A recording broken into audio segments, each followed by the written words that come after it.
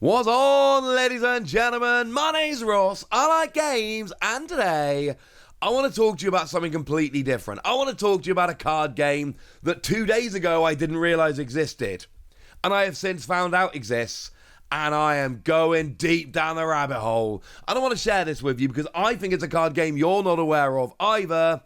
It's Dream Order. What is Dream Order? I kid you not, it sounds a little bit made up, but I promise you it's true. It is a Japanese baseball league trading card game. And I'm loving this. What happened was, I follow a lot of card stores over on Twitter, a lot of Japanese card stores, and I saw this image being tweeted out. It was a card for which they were paying 14,000 yen. The price on the screen is a buy price, not a sell price. So that's what they buy it for. They'll sell it for a little bit more. Obviously, that's how shops work. They need to make a profit. That's a $90 card. And I went, well, hang on a second. What is this random baseball player doing as a $90 card? And hang on a second, that is not a regular trading card. That is clearly a trading card game card, not a regular trading card. So I went down the rabbit hole, and I discovered that in April of this year, that is only last month of course, they launched the card game Dream Order. And if I show you the first set here, this is Volume 1, which it sold out on the official Bushiroad store. Yes, it's a Bushiroad game, more on that in a minute, but it is readily available in places like Amazon Japan. And you'll notice Volume 1 is actually split into 2 booster packs. But this actually makes perfect sense. Because over in Japan, there are 12 teams in the Japanese Baseball League. And in the same way that MLB in the US is split into the American and National Leagues, well, over in Japan, we see a very similar kind of thing, where we've got the Central League and the Pacific League. So what they've gone and done here is actually split the booster packs into a Pacific League, where you can only get 6 of the teams, and the Central League, where you can only get 6 of the teams, the other 6, which actually kind of makes me very, very happy, because I'm a Yokohama DNA BayStars fan, and they play in the Central League, so those are the booster packs I'm going to be buying. When I say I'm a DNA BayStars fan, I'm not some kind of like huge diehard fan like I am, for instance, the Charlotte Hornets. But when I went to Japan, I saw a BayStars game. When I go back to Japan in August, I'm going to see another BayStars game. And the reason it's the BayStars, incidentally, because Worlds was in Yokohama last year, they actually did a crossover with the DNA BayStars where they had Pikachu at games, and it was kind of awesome, honestly. It was brilliant. So Pokemon led me to BayStars, and now there's another TCG coming around. And one of the things I love about this game, they actually released 12 starter decks. Now I know what you're thinking, Wassy, 12 starter decks, that is absurd, and yes, it is absurd. 12 starter decks is a ridiculous number. But of course, as I told you a second ago, there are 12 teams in the Japanese Baseball League. So why would there not be 12 starter decks? I've just told you something. You know what starter deck I'm going to buy. I'm probably also going to buy the Yakult Swallow starter decks. I need 2 starter decks. And I think when I go in August, I'm definitely seeing a BayStars game. But I'm in Japan for 2 evenings. And in the second evening, the BayStars aren't playing. But the Swallows are playing. And it's a pretty convenient metro ride from where I'm going to be staying. So I think that probably settles that. And make no mistake about it, this is a full-on TCG. This is not like Match Attacks over in England. And I don't want to be mean when I say this. Match Attacks it's like a football trading card game, but it's not a real trading card game. Now, don't get me wrong, it is technically a trading card game, in that there are numbers on the card and there is a game associated with it. That is true. But it's not a proper trading card game. It is very much a hyper-simplistic, very childish trading card game with no real strategy like that. And I don't want to sound mean when I say that, but there is a real difference between a proper trading card game and something like this, which is trading cards aimed at kids that does kind of have a game attached to it. Because this is made by Bushiroad. And Bushiroad are a proper trading card game company, just like Konami or Wizards of the Coast or the Pokemon Company. They make games like Vanguard and Weiss Schwarz. I've done some work with them in the past with card reveals and early openings and things of those lines. It is a proper, full-on, hardcore trading card game company. That is who is making this baseball TCG. So again, we're not talking about, well, they're really just trading cards, but they put some numbers on and put a simplistic game attached to it. Oh no, this is a full-on baseball TCG. And of course, we did have this, a similar kind of thing, from Wizards of the Coast back in the early 2000s.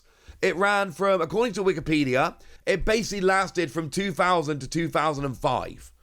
And we actually had a proper baseball TCG in the US. Now, my inkling is that it wasn't particularly popular or successful, and I don't think that's an unfair thing to say, because it didn't last. If it was a better game that did better and sold more, it would still be a game. Like, I found this image and a bunch of information on Board Game Geek. It was a real game, but it didn't last very long. Now, this new one from Japan has only been out for a few weeks. I have absolutely no idea if it's going to be successful or how long it's going to last, but there are plenty of reasons to believe it's going to be successful. The second set, Volume 2, which is again split into Central and Pacific Leagues, that is going to be launching in June. They are going for this. There's a bunch of other stuff which does make me think this is probably going to be successful as well. For instance, in the Bushiroad way, there are different rarities. Now, I got this off their Twitter. It is a Ratigan Eagles player. It's not a Baystars player, for which I apologise.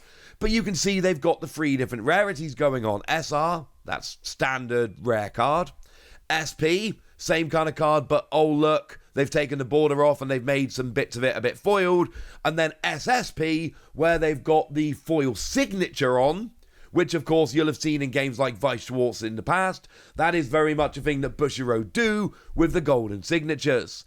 They are hitting at the collector base, because remember, this might be a full-on TCG, and I've told you it is a full-on TCG, but that doesn't mean that baseball cards for collectors are not a thing. Obviously, they are very much a thing. But then they keep going.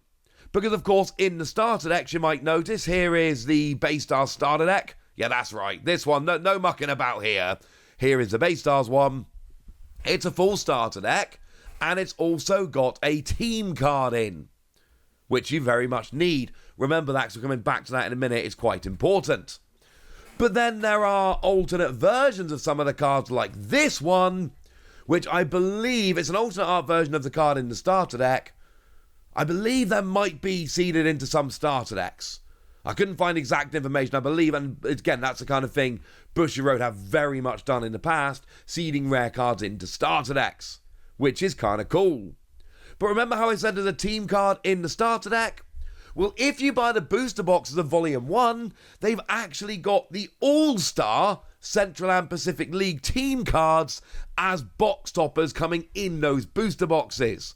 Which, as a side note, if you need these team cards in the game, and you're splitting the booster boxes into Central and Pacific League, I mean, this is just the perfect box topper.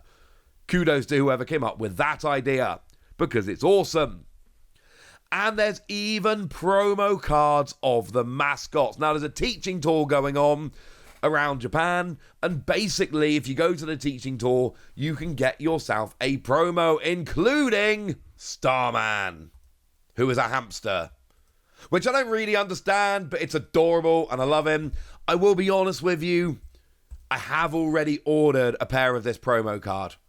There do seem to be foil and non-foil versions, which is weird, but I have ordered a couple of the foil versions. That was one of the first things I did when I found out about this game. I went and started doing a bunch of research, and then I was like, well, I need the Starman card, obviously. So I went and picked up the Starman card off of Macari. Had to be done, ladies and gentlemen. Had to be done. Don't ask me why it's a hamster called Starman. I don't know. And I could probably look it up. I'm definitely not going to be looking it up. But they've even done a full range of accessories. They have sleeves featuring all 12 teams. And I don't think it took the graphic designers very long to design these. It's just the logo, the team logo, the Dream Order logo, and an appropriate colour scheme. But these are amazing and I love them. Oh, and then there's also Dream Order sleeves, which is pretty cool, honestly. But card back sleeves are standard. Every game does those. There's then deck boxes of all 12 of the teams, and even play mats of all 12 of the teams. When I said that this is a real TCG that Bushiroad has taken seriously, I meant it. We've got 12 starter decks. We've got 2 sets, one in April, one in June. We've got all of these promos, the teaching tour, all of the accessories. This is a game that they are absolutely going for. And when I found out about this game, I was like, look, I have a channel where I show off random TCGs that I find that are fun. This is probably the most fun TCG I've found in a while. So I had to share it with you, and now I have. As a side note, and you've probably worked this out, but if you haven't, let me be the bearer of bad news. There is 0 chance this gets an English language release. Just to be clear. It is... Now, Bushiroad do a bunch of sets that just don't make their way over here. There are a bunch of sets which just haven't had English releases. Even in Vice Schwartz, there have been a bunch of sets that haven't had English releases. And this is a TCG that is just entirely built around the Japanese Baseball League. We are not getting an English version of this. But am I going to go and buy a couple of starter decks and a couple of booster boxes? And then maybe try and find a friend who doesn't mind playing with a full-on Japanese TCG? Oh, you better believe it, ladies and gentlemen.